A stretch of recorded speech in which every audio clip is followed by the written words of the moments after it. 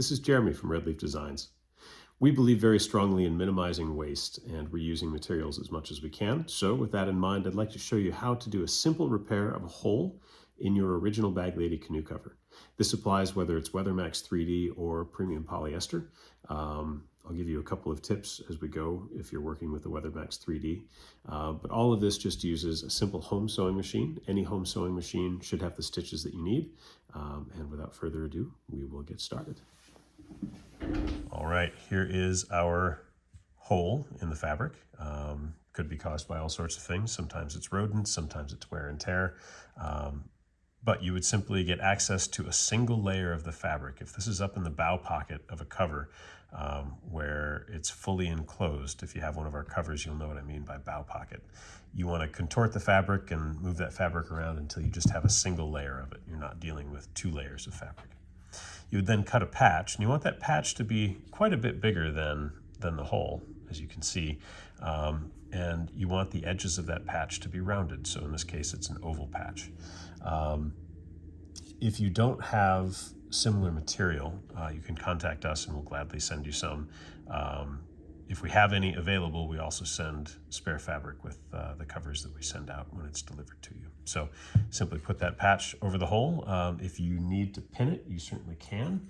I will do that here just to make things easier for us. So simply put a couple of pins in. It's a funny angle, but we'll make it work. So that'll hold the patch in place while we sew. And now we're off to the sewing machine. I forgot an important point. Before we go to the sewing machine, if your patch is premium polyester, and I realize I'm giving away the final product here, kind of the great reveal, but if your patch is premium polyester, you don't need to seal the edges of this patch with heat because premium polyester does not fray because of the way the knit fabric is woven. If you have WeatherMax 3D, WeatherMax 3D actually frays quite badly.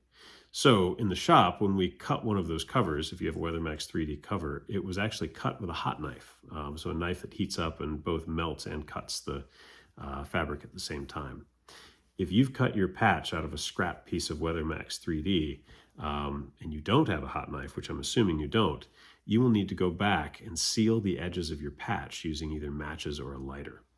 The catch is that WeatherMax 3D is also flammable. It's just acrylic plastic, right, that's woven into a fabric. So it'll burn.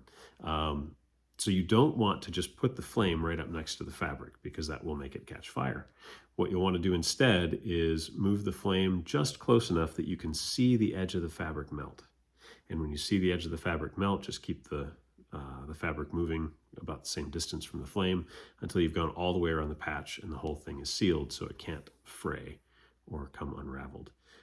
Be very careful not to actually light the patch on fire because there is nothing less fun than a mass of burning, gooey, sticky, flaming plastic in your hands. That's not enjoyable. Ask me how I know. I'll tell you sometime. You don't want that. So WeatherMax 3D, you have to seal the edges very carefully so that it doesn't catch fire. Premium polyester, you don't have to worry about because it doesn't fray in the first place. So now onto the sewing machine.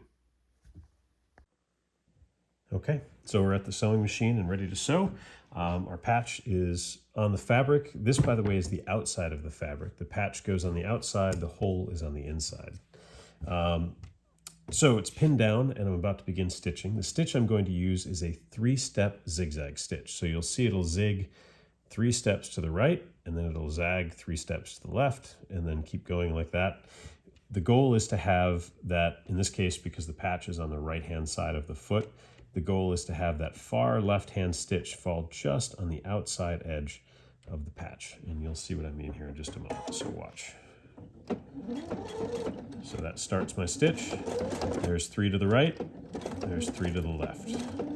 I'm just going to continue using this stitch to secure the perimeter of the patch. So I'm sewing all the way around the outside edge of the patch. Got to remove that pin. Don't normally use pins, so I kind of forgot about that there.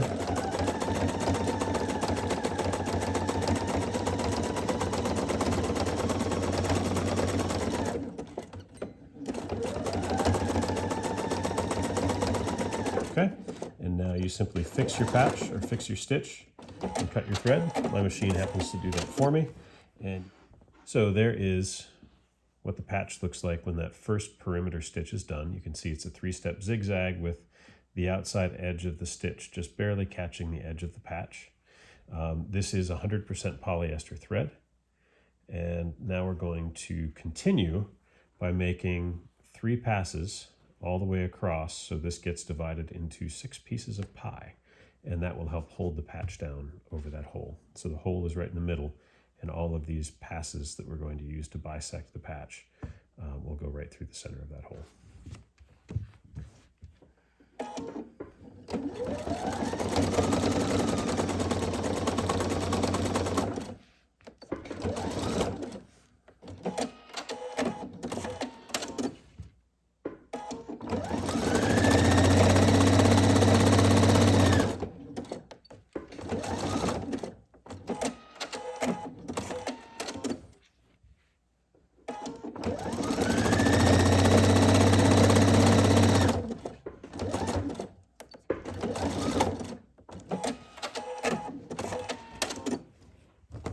And that is it. You'd go through and trim off all these bits of thread, and that's it. That is a patch that will last a very long time.